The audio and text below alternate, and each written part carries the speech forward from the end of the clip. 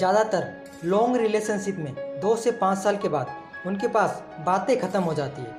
अब आप नोटिस करते होंगे कि आपकी बातें पहले से कम हो गई है और अब होती भी है तो बस लड़ाइयाँ। क्या ऐसा होता है? बिकॉज आप बात बात पर लड़ाइयाँ करने लगते हो और इसके कारण लड़कियों को ऐसा फील होता है कि वो रिलेशनशिप में होने के बाद भी अकेली है और लड़के को बार बार की लड़ाइयाँ फ्रस्ट्रेशन लगती है, जिसके कारण आपका रिलेशनशिप ख़राब होता चला जाता है और एक दिन आप ब्रेकअप कर लेते हो।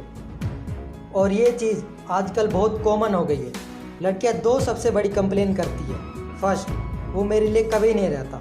Second, not enough intimacy and connection. And लड़कों की कंप्लेन होती है। फर्स्ट, लड़कियां बेवजह लड़ती रहती है। सेकंड, वो इतनी फिजिकल नहीं होती जितनी होनी चाहिए। नाउ ये सारी प्रॉब्लम को सॉल्व करने के लिए लड़कों को अट्यून रहना होगा।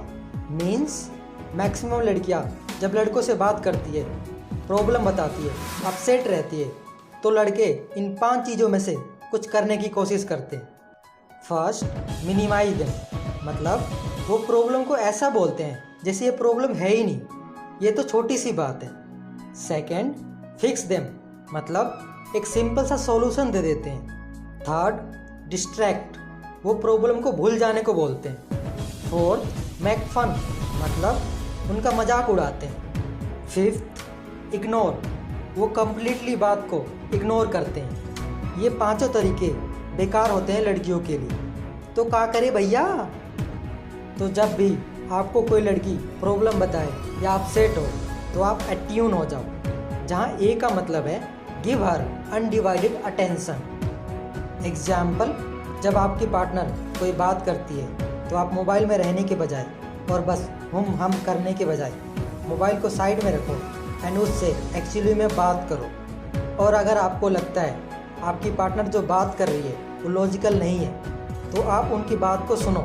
मे बी वो बात उनके लिए इम्पोर्टेंट हो और इसलिए भी कि ये शो करेगा कि आप उनकी केयर करते हो। टीटी का मतलब है टर्न टूवर्ड्स के लिए।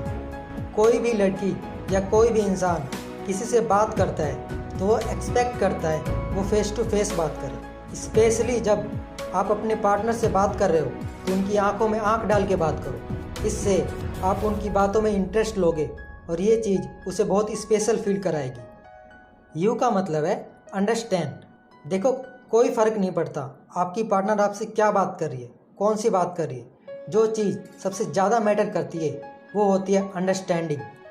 आप उन्हें जब ही समझ सकते हो जब आप उनसे अच्छे क्वेश्चन पूछोगे। बिकॉज मैक्सिमम टाइम वो आपसे सॉल्यूशन नहीं मांग रही होती है, अपनी प्रॉब्लम सुना के बस वो अपनी फीलिंग शेयर करना चाहती है आपसे। इसलिए आप सॉल्यूशन देने के बजाय आप क्वेश्चन पूछो। एन का मतलब है नॉन डिफेंसिवली लिसन। ऊपर कहीं आप सारी बातों को फॉलो करोगे तो अच्छी बात है, लेकिन ज़्यादातर ऐसा होता नहीं है। एग्जाम्पल, अगर आपकी पार्टनर बोलती है मोबाइल बंद करो, मुझसे बात करो, तो ज़्यादातर लड़के वो बात सुनने के बजाय लड़ने लगते हैं। मैं काम कर रहा हूँ, मैं बिजी हूँ, फालतू काम नहीं कर रहा हूँ, जो फिर आर्गुमेंट बन के लड़ाई बन जाती है। बट हमेशा याद रखो, गुस्से में हम ओवर रिएक्ट करते हैं। तो याद रखो, जो इंसान गुस्से की सिचुएशन में काम रह सकता है वही इंसान सक्सेसफुल रिलेशनशिप बनाता है। बस अपने पार्टनर के साथ ही नहीं, अपने प्रोफेशनल लाइफ में भी सक्सेसफुल बनता है। इसलिए अपने गुस्से पर कंट्रोल करना सीखो। ई का मतलब है एम्पैथाइज के लिए। एम्पैथाइज एक इमोशनल चीज़ है।